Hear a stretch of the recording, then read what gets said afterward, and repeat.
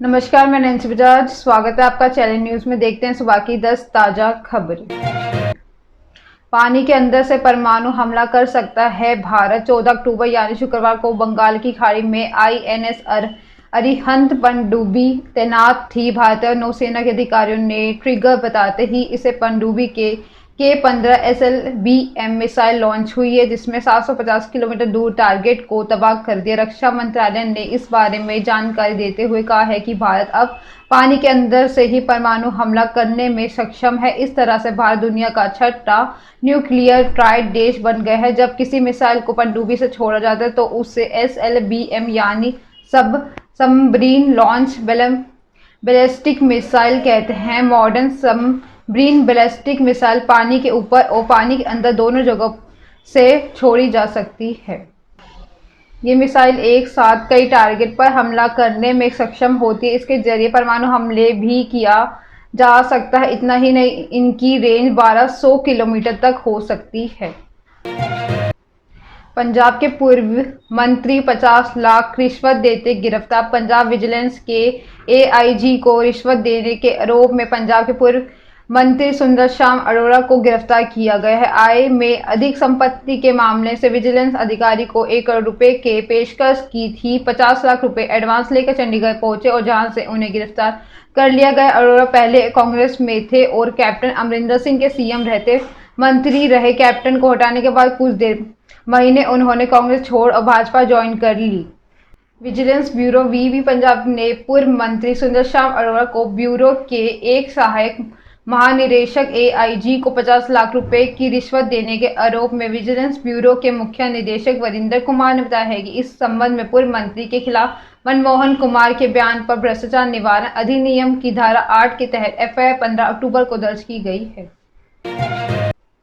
देश में पहली बार हिंदी में डॉक्टरी की पढ़ाई देश में पहली बार मध्य प्रदेश में MBBS की पढ़ाई हिंदी में होगी। केंद्रीय गृह मंत्री अमित शाह ने भोपाल में रविवार को इसकी 3 किताबों का विमोचन किया है। उन्होंने कहा है कि क्षण देश में शिक्षा क्षेत्र के पुनर्निर्माण का क्षण है। सबसे पहले मेडिकल की शिक्षा हिंदी में शुरू करके शिवराज सिंह मोदी जी की इच्छा पूरी की है। देश भर में 8 भाषाओं में पढ़ाई हो रही। UG नीट देश की 22 भाषाओं में हो रही है। 10 राज्य इंजीनियरिंग की पढ़ाई मातृभाषा में करवा रहे हैं। भोपाल में किताबों के विमोचन के बाद शाह ग्वालियर के लिए रवाना हो गए। शाह ने कहा है कि मेडिकल इंजीनियरिंग में जो मातृभाषा के समर्थक हैं उनके लिए आज का दिन बहुत महत्वपूर्ण है। अब हमें अपनी भाषा में शिक्षा मिलेगी। मिप्र का चुनाव जब हो रहा है, घोषणा पत्र के भीतर यह जिक्र था। जमी पर उतारा, आज ये नई शुरुआत हो रही है। इसके लिए हिंदी प्रकोष्ठ का गठन हुआ। कम्युनिस्ट पार्टी की मीटिंग में जिनपिंग की धमकी। कम्युनिस्ट पार्टी ऑफ चाइना यानी CCP की बैठक शुरू हो गई। इस दौरान राष्ट्रपति शी जिनपिंग ने कहा कि ताइवान में विदेशी ताकतों का दखल है, हम इसे बर्खास्त नहीं करेंगे। अब तक हमने दखल का करारा जवाब दिया। राष्ट्रपति शी जिनपिंग ने कहा कि ताइवान का मामला हमारा आंतरिक मामला, इसके समाधान हम निकाल लेंगे। हम ईमानदार और शांतिपूर्ण तरीके से इसे सुलझाना चाहते हैं, लेकिन बल का प्रयोग करना नहीं छोड़ेंगे। हम समाधान के लिए हर संभव कदम उठाएंगे। उन्होंने हांगकांग का जिक्र करते हुए हांगकांग की स्थिति अराजकता के शासन में बदल गई है। CCP कांग्रेस के शुरुआत पिछले 5 साल की वर्क रिपोर्ट और अगले 5 साल के पॉलिसी डायरेक्शन के साथ हुई। हालांकि इसमें नया कुछ भी नहीं है और अगर होगा भी तो दुनिया को पता नहीं लगेगा समेत कई इंटरनेशनल मीडिया हाउस के लिए काम कर चुके हैं। सीनियर जर्नलिस्ट चैंग हयुई कहते हैं कि जिनपिंग के सवाल पूछने वाला वह कौन होगा। चीन की सरकारी मीडिया जो बताएगा वही जानकारी मिल सकेगी।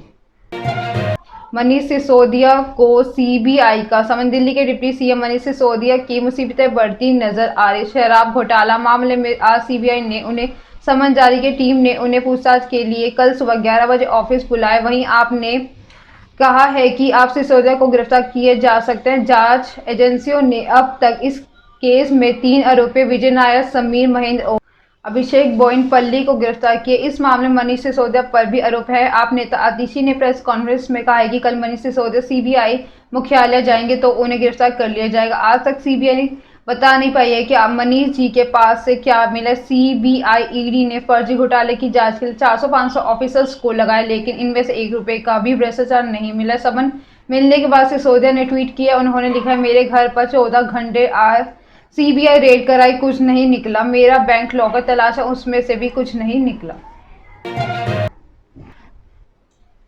लगातार कमजोर हो रहा है रुपया। केंद्रीय वित्त मंत्री निर्मला सीतारमण ने रविवार को डॉलर के मुकाबले लगातार कमजोर होते रुपए अमेरिका में बयान दिया। निर्मला सीतारमण ने कहा है कि रुपया कमजोर नहीं बल्कि डॉलर लगातार मजबूत हो रहा है। इतना ही नहीं, उन्होंने ये भी कहा है कि रुपये ने अन्य उभरती मार्केट करेंसी की तुलना से काफी बेहतर प्रदर्शन किया है। वित्त मंत्री का ये बयान ऐसे समय आया जब डॉलर के मुकाबले रुपये अपने ऑल टाइम लो पर बना हुआ। शुक्रवार को रुपये 12 पैसे टूटकर 82.36 रुपये प्रति डॉलर पर बंद हुआ था। वित्त मंत्री इन दिनों इंटरनेशनल मॉनेटरी फंड IMF और वर्ल्ड बैंक के वार्षिक बैठकों में से भाग लेने के लिए अमेरिका में है। इसी बीच वाशिंगटन DC में एक प्रेस कॉन्फ्रेंस के दौरान उसमें रुपये लगातार गिरावट को लेकर सवाल पूछा गया। इस सवाल के जवाब में निर्मला सीतारमण ने कहा कि सबसे पहले तो इसे ऐसे नहीं देखती हूँ कि रुपया गिर रहा है, मैं इसे देखती हूँ कि डॉलर लगातार मजबूत हो रहा है। हिमाचल बीजेपी में टिकट बंटवारे पर बवाल। हिमाचल विधानसभा चुनाव में भाजपा की टिकट बंटवारे पर बवाल हो गया। उम्मीदवार फाइनल करने के लिए भाजपा को वोटिंग करवानी पड़ गई है।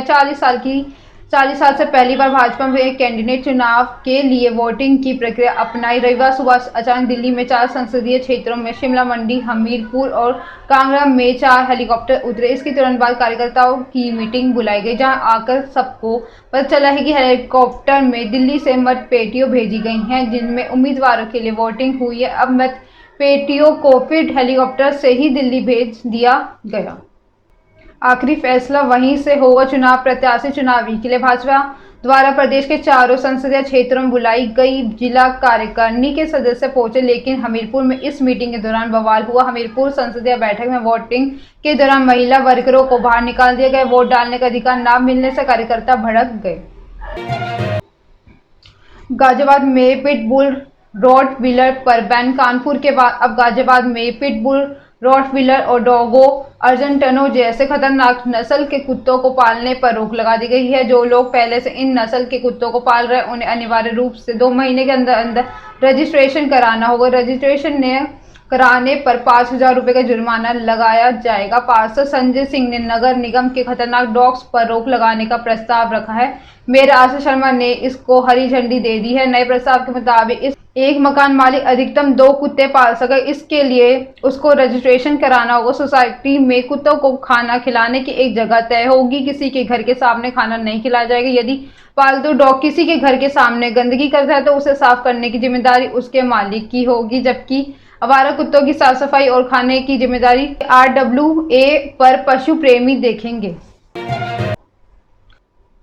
फिल्म मेकिंग में अपनी किस्मत आजमाएंगे धोनी। टीम इंडिया के world cup winning captain Mahendra Singh Dhoni अब जल्द ही फिल्म मेकिंग में उतरने वाले हैं। क्रिकेट में फील्ड में अपने खेल से पूरी दुनिया में लोहा बनवा चुके धोनी अब फिल्मों के क्षेत्र में ही अपनी किस्मत आजमाएंगे। मीडिया रिपोर्टर्स की माने तो धोनी साउथ इंडस्ट्री से अपनी फिल्मों की शुरुआत करेंगे। अपनी पहले प्रोजेक्ट में धोनी ने साउथ के सुपरस्टार एक्ट्रेस थलपति विजय और महेश बाबू को लेने की योजना बनाई है।